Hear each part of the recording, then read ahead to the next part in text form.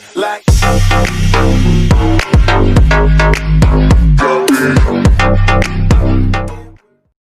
Guys, this is Ashutosh Pandey. My name is Ashutosh Pandey. आप सब मुझे जानते हैं अच्छे से। आज मैं क्लास 11th के सेकंड ही चैप्टर है यूनिट एंड डायमेंशन। मैंने परसों एक वीडियो अपलोड किया था जिसमें आपको मैंने फिजिकल क्वांटिटी के बारे में बताया था कि फिजिकल क्वांटिटी 3 टाइप्स की होती है। एक होता है फंडामेंटल, जिसे बेस यूनिट भी कहते हैं। दूसरी होती है डेराइव्ड यूनिट्स कहते हैं। तीसरी को सप्लीमेंट्री कहते हैं। मैंने आपको फंडामेंटल बताया था 7 फिजिकल क्वांटिटी, जो कि आज भी आपके सामने लिखी हुई है। इसका मैंने आपको यूनिट भी बताया था कि लेंथ का ये होता है। और मैंने आपको साथ साथ में डेराइव्ड फिजिकल क्वांटिटी भी बताया था। डेराइव्ड में आपको बताया था कि ये फंडामेंटल से बनती हैं। सप्लीमेंट्री में मैंने आपको 2 चीज़ें बताई थी। पहली प्लेन एंगल, दूसरी सॉलिड एंगल। प्लेन एंगल वो एंगल होती हैं जो आर्क अपान रेडियस जैसे दो स्ट्रेट लाइन के बीच में फॉर्म हो एक सर्किल में, उसे क्या कहते हैं, प्लेन एंगल। और सॉलिड एंगल जैसे कोन वगैरह में फॉर्म होती है, ठीक है। तो फिर मैंने आपको बताया था प्लेन एंगल के लिए जो इसकी यूनिट होती है वो रेडियन होती है, और सॉलिड एंगल के लिए उसकी यूनिट स्टेरेडियन होती है। मैंने आपको इतनी सारी चीज़ें बता दी, तो उम्मीद करता हूँ सारी चीज़ें आपको क्लियर होगी। और अभी आज हम पढ़ेंगे डायमेंशन के बारे में, जिसके लिए आप वीडियो देख रहे हो। तो अभी अगर आपने अपने हाथ में कॉपी पेन नहीं लिया है तो ले लीजिए, क्योंकि ये वीडियो लेक्चर बहुत ही अच्छा होने वाला है आप लोगों के लिए। तो आपसे मेरा हाथ जोड़ के रिक्वेस्ट है, प्लीज़ ओपन योर कॉपी। अब आज हम पढ़ेंगे डायमेंशन। तो डायमेंशन को पढ़ने से पहले दोस्त हमें जानना ज़रूरी है। अब जैसे देखो, लेंथ का डायमेंशन क्या होगा, यल, कैपिटल यल। अब डायमेंशन की ज़रूरत क्यों पड़ी? देखो दोस्त, पहले होता क्या था कि हमारे यहाँ पे कई सिंबल होते थे। जैसे लेंथ को हम फुट, इंच में नापते थे। धीरे धीरे 3 टाइप्स के सिस्टम हुए, FKS, MKS, CGS। अब धीरे धीरे देखो, जब CGS था, नहीं, जब FPS था तब फुट में मापते थे लेंथ को, और मास को पाउंड में मापते थे, टाइम को सेकंड में मापते। CGS आया जब सेंटीमीटर ग्राम सेकंड हो गया। MKS तो मीटर किलोग्राम सेकंड होगा। तो धीरे धीरे चेंजेस आते लगे। तो कहा गया कि एक डायमेंशन, एक सिंबल दे दिया जाए कि पूरे वर्ल्ड में एक ही सिंबल से सारी डायमेंशन को डिनोट किया। जैसे लेंथ का डायमेंशन यल होगा, मास का डायमेंशन यम होगा। मेरा कोई मार्कर ख़राब है यार, यम होगा, ठीक है। और सेकंड का जो मैंने बताया ऐसे टी होगा। तो ऐसे ऐसे करके आपका ये जो डायमेंशन है धीरे धीरे ऐसे बनेगा, ठीक है। और उम्मीद करता हूँ आप सबको बहुत ही पसंद आने वाला है लेक्चर। अभी आज हम पढ़ेंगे डायमेंशन के बारे में। डायमेंशन की डिफिनेशन क्या होती है उसको भी हम देखेंगे। तो अगर अभी आपने अपनी कॉपी नहीं निकाली है तो निकाल लो।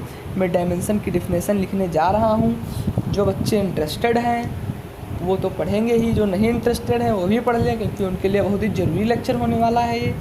अभी हम बात करेंगे डायमेंशन की। आज मेरे पास एलन की एक मॉड्यूल है। अच्छे क्वेश्चन को मैं कराऊंगा, लेकिन पहले हम डायमेंशन को ख़त्म कर लेते हैं।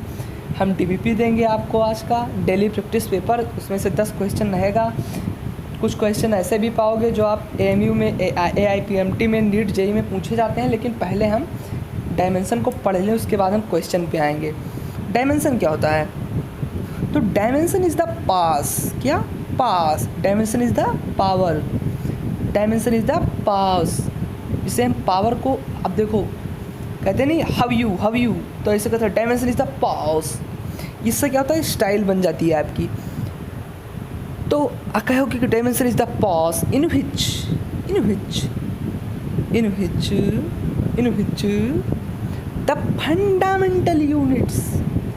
द फंडामेंटल यूनिट की कितनी होती हैं, 7। The fundamental units are raised, क्या रेज्ड माने रेज्ड करती, उठती हैं, raised. Fundamental units are raised in order, समझो, in order to express the derived unit of a quantity,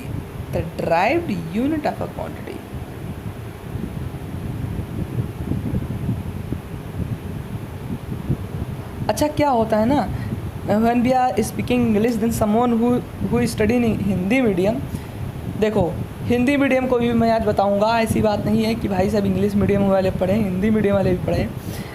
मूल मात्रकों की घातों को, मूल मात्रकों की घातों को ही हम डायमेंशन कहते हैं। अब देखो कैसे, जैसे अगर हम बोल दें कि MLT के पावर -2 है, जैसे कहा जाए आपसे किसी ने कह दिया कि वॉल्यूम का डायमेंशन निकालो, वॉल्यूम का डायमेंशन।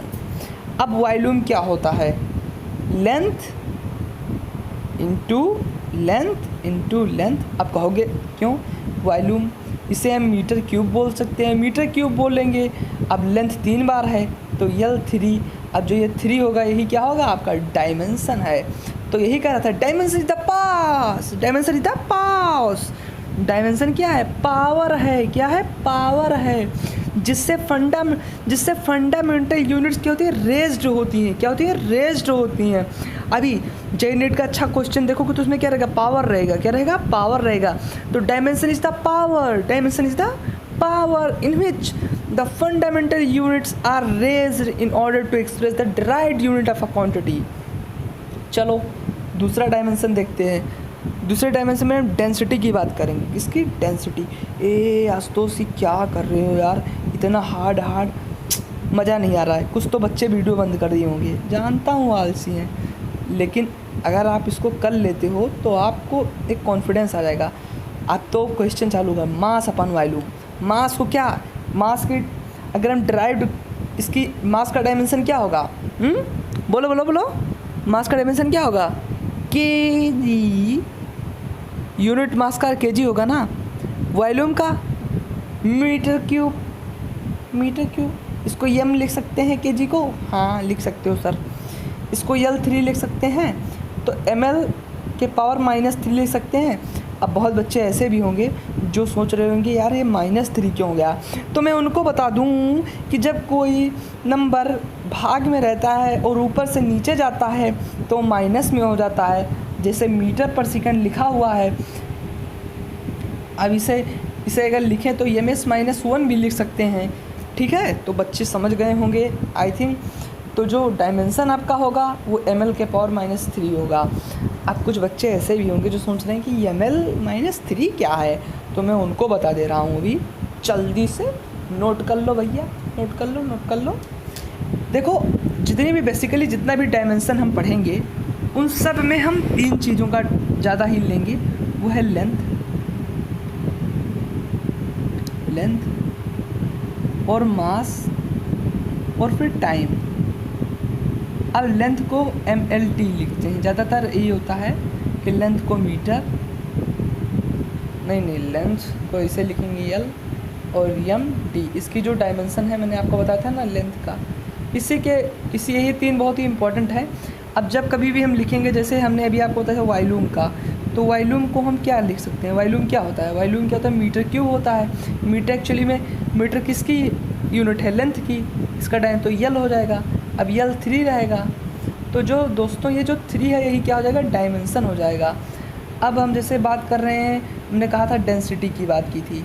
डेंसिटी का फार्मूला क्या होता है, मास अपॉन वॉल्यूम, ठीक है, मास अपॉन वॉल्यूम होता है। अब मास को किस में लिख सकते हैं, m में, वॉल्यूम को किस में लेते हैं, L3 में। अब इसको हम ऐसे लिख सकते हैं m1 L के पावर -3, ऊपर गया तो m1 L के पावर 3। अब इसमें अगर कोई पूछे what is the dimension of mass, what is the dimension of m, तो बोलोगे the dimension of m is 1। ये कभी मत बोलना कि द पावर इज़ 1, ठीक है। उसके बाद में अगर आपसे कोई, आप इसमें t अगर लाना चाहते हो तो m1 हो जाएगा, L-3 हो जाएगा, t 0 हो जाएगा, क्योंकि t इसमें है ही नहीं। अगर मान लो लाना चाहते हो, वैसे 3 रहेंगे, कोई भी डायमेंशन तुम बना लो। किसका डायमेंशन मैं आपको बनवा दूँ, जैसे मैं आपको बोल रहा हूँ कि फोर्स है, ठीक है, फोर्स क्या होता है, मास इंटू एक्सेलरेशन। अरे भाई 9th क्लास में पढ़े हो यार, सब बताऊँगा, लेकिन रुके रहो भी। मास इंटू एक्सेलरेशन, मास को किस में लिखते हो, m में। एक्सेलरेशन क्या होता है बताओ, एक्सेलरेशन नहीं पता आपको, याद करो भैया, ए आस्तुष भाई क्या बात कर रहे हो, चलो बता देता हूँ। मीटर पर सेकेंड स्क्वायर, मीटर पर सेकेंड स्क्वायर। अब देखो यम, अब मीटर को लेंथ में लिखेंगे। अब देखो यार मार्कर नहीं चल रहा है, कैसे बताऊँ आपको। चलो मैं एक कॉपी में बताता हूँ, ठीक है। एक मिनट यार, एक मिनट भैया, देख लेते हैं। मैं आपको बता रहा था डायमेंशन किसका बता रहा था। जैसे मैं अगर अभी मैं बात करूँ अगर जस्ट के लिए, ठीक है, मैं आपको बता रहा था कि अगर फोर्स का डायमेंशन निकालना है हमें, फोर्स का, तो फोर्स का फार्मूला क्या होता है, मास इनटू एक्सेलरेशन। यही तो होता है एक्सेलरेशन। अब मास को क्या, मास की क्या होती है डायमेंशन, मास का मैंने आपको बताया यम, ठीक है। एक्सेलरेशन क्या होता है, मीटर पर सेकंड स्क्वायर।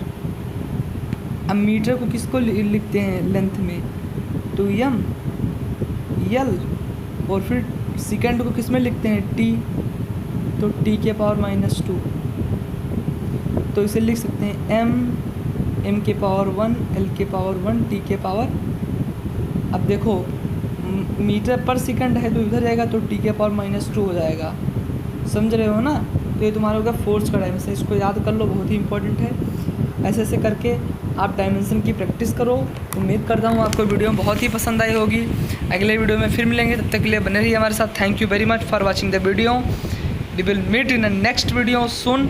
अभी हम एरर की बात करेंगे, एरर इन मैनेजमेंट, और कैसे दो फिजिकल क्वांटिटी को जोड़ते हैं जिनका यूनिट सेम ना हो। ये सब सारी चीज़ें अभी हम डिस्कस करेंगे, लेकिन तब तक के लिए बने रहिए हमारे साथ। Thank you very much.